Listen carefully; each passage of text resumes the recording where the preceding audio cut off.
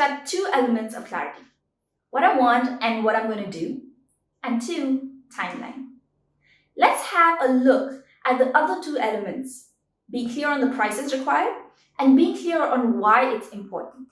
Now, you can have clarity at two levels: at a superficial intellectual level or at a deeply internalized level.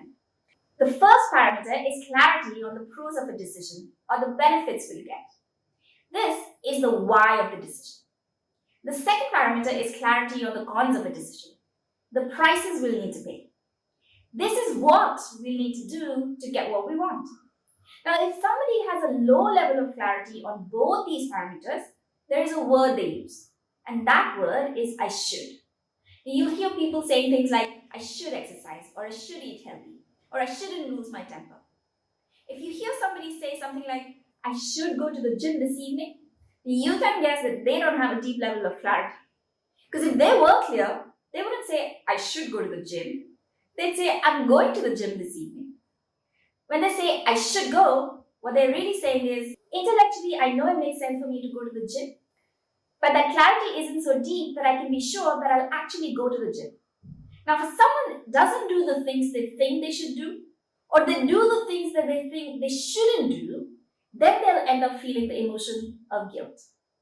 If they keep doing this, I should eat healthy, I should exercise, but they never actually do it, then one day there will be consequences. They'll go to the doctor and find that their sugar levels are off the charts, or their blood pressure is high.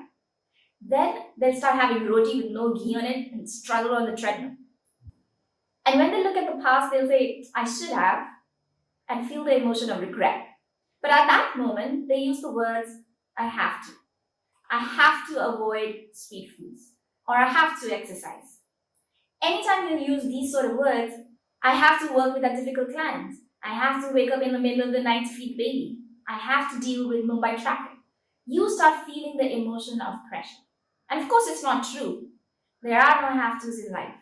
So why do we say we have to do something when we actually choosing to do it? It's because we've forgotten why we're doing it. We're very clear on the prices of running on the gym because we're actually paying them. We're sweating and exhausted. But we've forgotten why. It's not that I have to exercise. I choose to exercise because I want to be fit and healthy. When you forget the why, that's when you'll start feeling the emotion of pressure, compulsion, stress. Now, on the other side, there are occasions when we are very clear on why we want something, but we haven't identified the prices we need to pay to make it happen. So, for example, I want to leave office every day at 6 p.m. because I want to spend time with my 5-year-old daughter. Here, the why is very clear. I love my daughter. But the prices haven't been identified and accepted. So we end up saying the word, I can't. I want to leave every day at 6 p.m., but I can't. Again, it's not true, because there are people who do leave at 6 p.m., but there are prices that need to be paid. You might need to ask your boss if it's possible not to have meetings that start after 4 p.m., and then he or she might think you're not prioritizing your work and give the promotion to someone else. It's a possible price. Or you might need to delegate to your team and they might make mistakes. That's a possible price. You might need to invest 2 days in a time management workshop, but you've got all those pending emails. So people end up saying things like, I can't say no, or I'm unable to stop myself from losing my temper. See, if you said, I can't fly, we wouldn't dispute that. But in many cases, people say I can't because it allows them to stay in their comfort zone and not pay the prices they need to get what they want in their life. These words tell you when you don't have clarity. I should or I'm supposed to, I must or I have to, I can't or I'm unable to or I couldn't. But when you're clear, you look at the pros and cons of making a choice. If the benefits are more than the prices, then you don't say, I should, I can't, I have to. You say, I will. If the prices of making a choice are more than the benefits, then you say, I won't. That's clarity. You end up saying, I want this, so this is what I'll do. I don't want this, so this is what I will not do. Now, why do we use words like I should, I have to, I can't? It's because we taught to as children. When my 2-year-old is about to stick her finger in the electricity socket, I don't give a lecture on the dangers of electricity to her. I just say, you can't touch this, for their safety. So growing up, we're programmed by rules from parents and society to keep us safe. You have to study for your exam. You can't stay out later than 10 p.m. with your friends. You should say thank you to Nani when she buys you a gift. And these rules are fine to have as children. But when you're a fully grown adult moving towards leadership, then the only phrase you use are I will or I won't, or I haven't decided yet. Now, it may seem like we're focusing a lot on specific phrases, and you might think that they are just words. Maybe. But let us offer you the perspective to consider that the words we use are not accidents, but reflect something about the way we think. And we are not for a second suggesting that these are rules about words that you should use.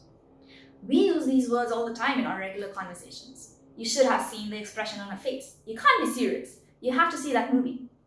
Not only that, but there's also no law that says you need to have clarity on every single thing in your life. Do you like that book? I guess. You don't have to make up your mind on that question. It's not important enough to require that you're clear on the answer. It might actually be stressful and counterproductive to think you do need to have clarity on everything.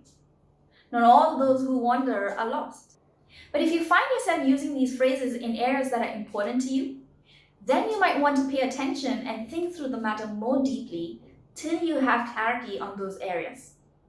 Here's a formula for you that captures the statement of clarity. I want A, so I will do B by times C. I'm willing to pay price D because what is really important to me is E. When the ancient rishis of India invented yoga, they didn't do it to tie their body up in knots. It was because they believed that mastery of their bodies was a pathway to mastery of the mind. And the mastery of the mind was the pathway to mastery of life.